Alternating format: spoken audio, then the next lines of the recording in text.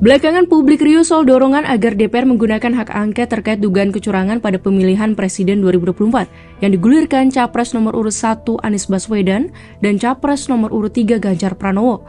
Lantas sebenarnya, bagaimana aturan main hak angket DPR? Mungkinkah hak angket untuk menguak dugaan kecurangan Pilpres 2024 bisa gol? Dikutip dari laman resmi DPR RI, hak angket adalah hak DPR untuk melakukan penyelidikan terhadap pelaksanaan suatu undang-undang atau kebijakan pemerintah yang berkaitan dengan hal penting, strategis, dan berdampak luas pada kehidupan bermasyarakat, berbangsa, dan bernegara yang diduga bertentangan dengan peraturan perundang-undangan. Untuk dapat mengajukan hak angket, para anggota legislatif wajib memenuhi sejumlah syarat, yaitu hak angket wajib diusulkan minimal 25 anggota DPR dan lebih dari satu fraksi. Pengusulan hak angket harus disertai dokumen yang memuatnya setidaknya materi kebijakan dan atau pelaksanaan undang-undang yang diselidiki dan alasan penyelidikan. Usulan hak angket akan diterima jika mendapatkan persetujuan dalam rapat paripurna DPR yang dihadiri lebih dari setengah jumlah anggota DPR. Keputusan hak angket diambil dari persetujuan lebih dari setengah jumlah anggota DPR yang hadir dalam sidang paripurna tersebut. Selanjutnya, untuk bisa mengusulkan hak angket ke DPR, pengusul perlu prasyarat yang cukup memakan waktu, yaitu menyampaikan kepada pimpinan DPR dan diumumkan kepada semua anggota dalam rapat paripurna. Selanjutnya, Badan Musyawarah akan menjadwalkan rapat paripurna atas usul hak angket dan memberikan kesempatan pengusul memberikan penjelasan atas usulannya. Pengusul juga berhak mengubah dan menarik usulan ke pimpinan DPR secara tertulis selama hak angket belum disetujui. Jika jumlah pengusul hak angket tidak mencukupi atau mengundurkan diri, maka harus ada penambahan pengusul atau rapat paripurna ditunda. Jika dalam 2 kali persidangan jumlah pengusul tidak memenuhi, usulan hak angket gugur.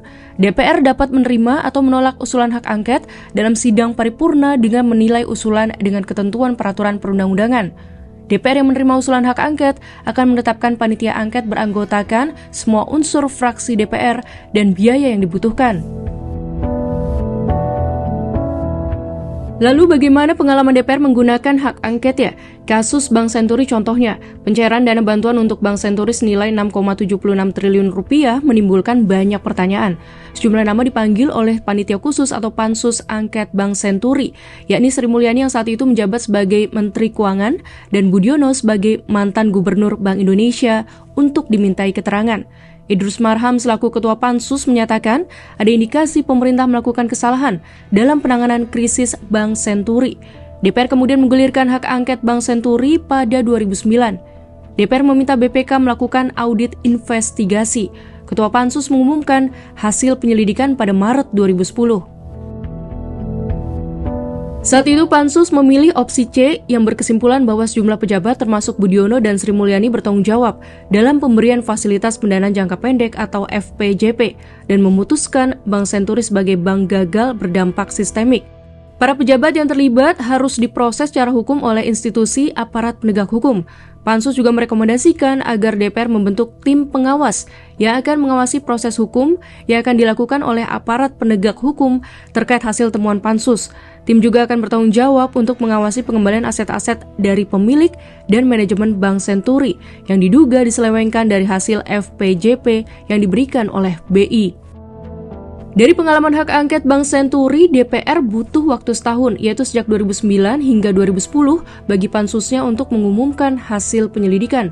Untuk itu sebenarnya sangat sulit jika hak angket dugaan kecurangan Pilpres 2024 digulirkan. Pasalnya harus berkejaran dengan waktu pelantikan presiden dan wakil presiden baru pada 20 Oktober 2024.